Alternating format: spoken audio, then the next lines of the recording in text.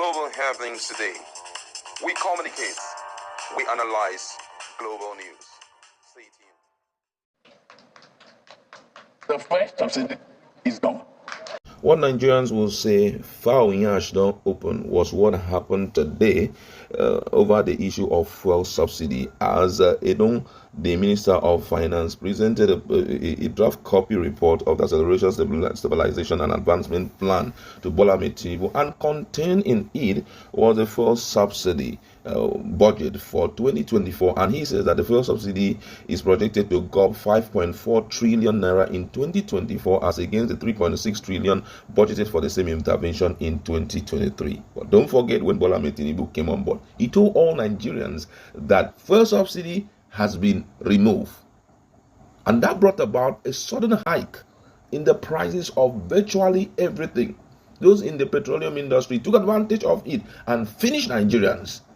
But right now, something different has come up. Now, guess what? Nigerians have been reacting. And one of those who have reacted, which I want to share with you, what he has to say about it is actually Atiku Abubakar. He had come out with a strong write-up in one of his platforms to tell Nigerians about what we are seeing right now, which is like trial and error economic policies being pushed on Nigerians. However, let's look at the full details of what Atiku Abubakar had to tell Nigerians. And he says President Bola Tinubu at his inauguration on May 29, 2023 announced the abolishment of the subsidy on PMS, popularly known as fuel. Ever since, it's been a bragging right of Tinubu and officials of his administration.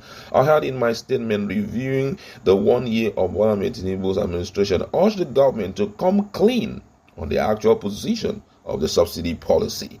These were my exact word: provide clarity on fuel subsidy regime, including the fiscal commitment and benefits from the fuel subsidy reform and the impact of these on the Federation account. It's curious that since April 2024, fuel queues have mounted at many filling stations across Nigeria, and the infamous black market has sprouted in several states. How many PMS is being imported and distributed, and at what cost? What is the implicit subsidy? If the subsidy regime has been characterized by opaqueness, what would we say of a situation where the subsidy is still being paid under the cover without Nigerians in the know? Like millions of Nigeria, I was shocked to learn through media reports that the government is still supporting downstream consumption.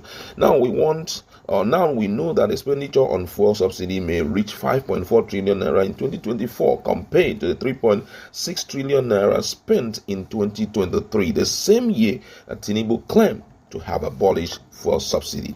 I wish to restate that Nigeria is not working, and what we have had in a little over a year is a cocktail of trial and error economic policies. Paying subsidies and lying about it is nothing to brag about. Nigeria deserves better than these deception. Talking about Atiku Abubakar. Now, this whole issue of subsidy, don't forget that some few months ago, El-Rufai came out and was telling Nigerians something that most people were like, is this true? And he told Nigerians that, come on, Tinubu is still paying the fuel subsidy and that he can't remove it because it's been there. APC came up, denied it. That is not true. Subsidy has been removed. Blah, blah, blah, blah, blah. Now, Yash finally open. Oh my God, Nigerians are not happy because this is a clear-cut deception, and most people are like, all this propaganda that LP, Labour Party, Obedient, and other people were saying. So it was actually true that this whole thing was propaganda. Let me just give you a download of what most Nigerians have to say about it. Someone says, as a citizen, I am appealing to you as a symbol of hope for a better future. In the next election, I'll be voting for a leader who will truly serve the people. I voted, he's talking to Atiku Abubakar, he said, I voted for you in the last election, and I hope that when you finally take office, you will remember the trust Nigerians have placed in you. We are exhausted from broken promises and failed leadership. We need a government that will prioritize our need, address our suffering, and restore our faith in democracy. I implore you to stay true to your commitment and work tirelessly to improve the lives of Nigerians. Our hope for a better tomorrow rests on you. My brother, trying to tell Atiku Abubakar that when he goes there, he will do this and this. Politicians in Nigeria are politicians. They don't think about us. I think that what should be the parameter for decision making, as it has to do who to vote for in 2023, should be their track record, their history.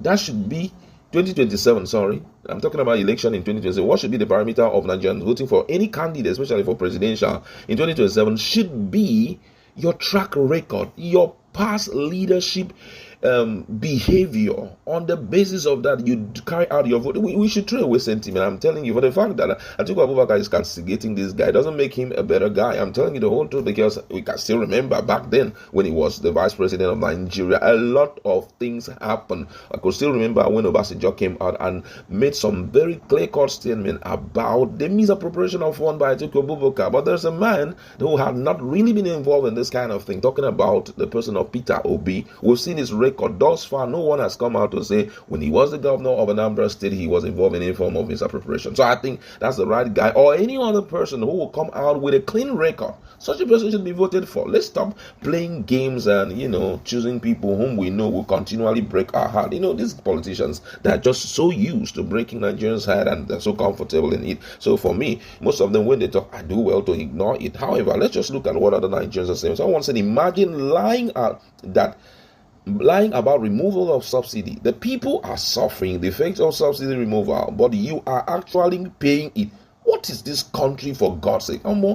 This thing break people's heart. I'm telling you the whole truth. Nigerians are not happy.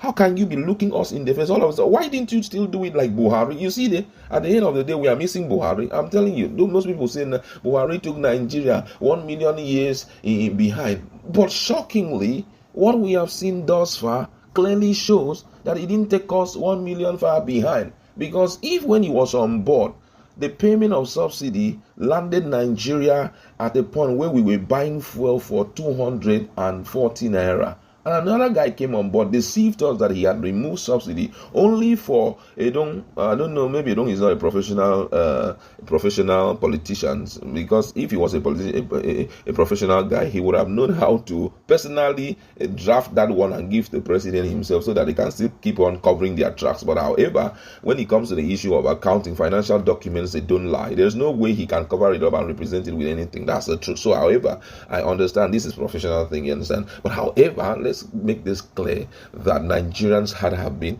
broken real good, and I feel that not hiding this thing and making us pay more is the whole. It's making us never to look at anybody, especially in this government, as being serious with Nigerians interests. Another person here said Tinubu is not sincere about this fuel subsidy removal. He deceived us, paying more for it, making it more annoying. I think they break people hard though. Paying more, from 243 that we were buying fuel in Lagos. All of a sudden there was a sudden flight to as much as 591. After a while it moved from 591, it went to 650. From 650 now people are buying fuel for 760, 730, 705.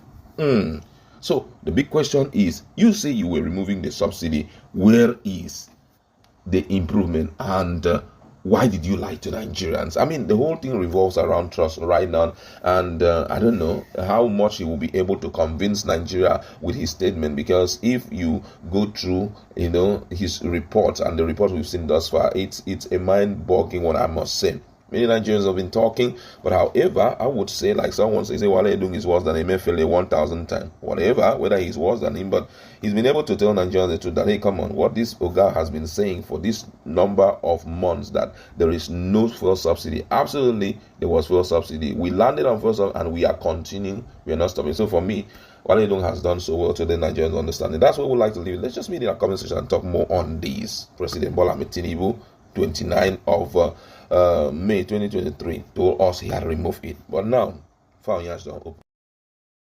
Global happenings today. We communicate.